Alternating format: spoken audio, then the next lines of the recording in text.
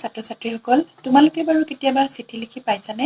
আমি কেতিয়াবা আমাৰ ঘৰত বিয়া সভা, জন্মদিন আৰু বিভিন্ন ধৰণৰ অনুষ্ঠান পাতিলে আমি মানুহৰ ঘৰলৈ গৈ মাতো নাইবা ফোন কৰি মাতো।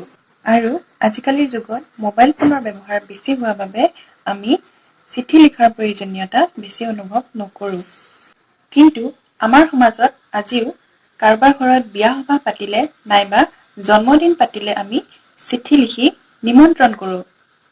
আৰু চৰকাৰী কাম কাজ নাইবা আমাৰ কেতিয়াবা স্কুল ক্ষতি কৰিলেও আমি দৰখাস্ত বা আবেদন লিখোঁ।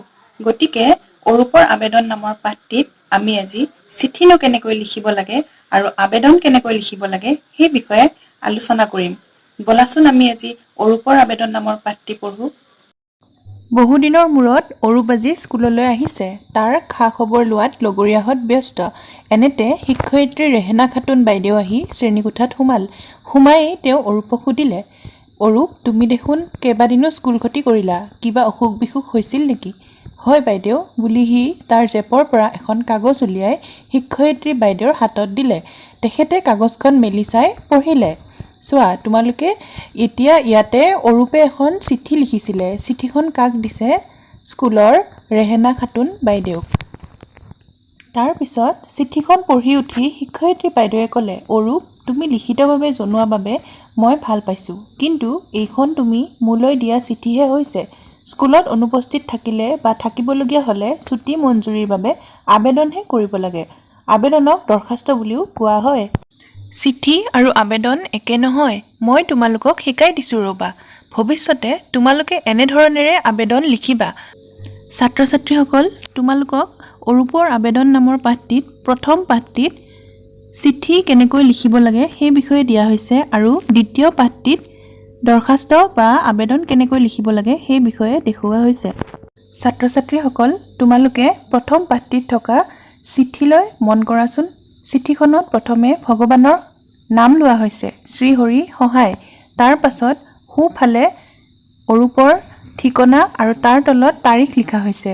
তাৰ পিছত পূজনীয়া বাইদেউ বুলি লিখা হৈছে। আমাতকৈ যদি সৰু হয় তেতিয়াহ'লে আমি ধৰি লোৱা মই অৰূপলৈ চিঠি লিখিছোঁ, তেতিয়া মই লিখিম মৰমৰ অৰূপ বা মৰমৰ বন্ধু অৰূপ।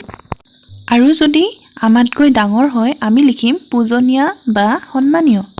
তাৰ পিছত আমি লিখিম প্ৰথমতে মোৰ সেৱা গ্ৰহণ কৰিব বা কৰিবা, নাইবা ভগৱানৰ কৃপাত আমি ভালে আছোঁ, তোমালোকৰ খবৰ ভালনে? ইয়াৰ পাছত আমি চিঠিখন কি কাৰণত লিখিবলগীয়া হ'ল সেই বিষয়ে বহলাই লিখিম। তাৰ পাছত নিজৰ ঠিকনাটো লিখিম আৰু যলৈকে চিঠিখন যাব তেওঁলোকৰো ঠিকনাটো লিখি দিম। ছাত্ৰ ছাত্ৰীসকল, এইবাৰ আহিছোঁ আবেদন। আবেদন লিখিবলৈ হ'লে প্ৰথমতে বিদ্যালয়খনৰ নাম আৰু প্ৰধান শিক্ষক বা শিক্ষয়িত্ৰী মহোদয়াৰ সমীপেষু বুলি লিখিব লাগিব। তাৰ পাছত শ্ৰেণী শিক্ষক বা শিক্ষয়িত্ৰী মহোদয় বা মহোদয়াৰ জৰিয়তে লিখিম। তাৰ পিছত বিষয় লিখিম ছুটী মঞ্জুৰিৰ আবেদন আৰু সোঁফালে তাৰিখটো লিখি দিম।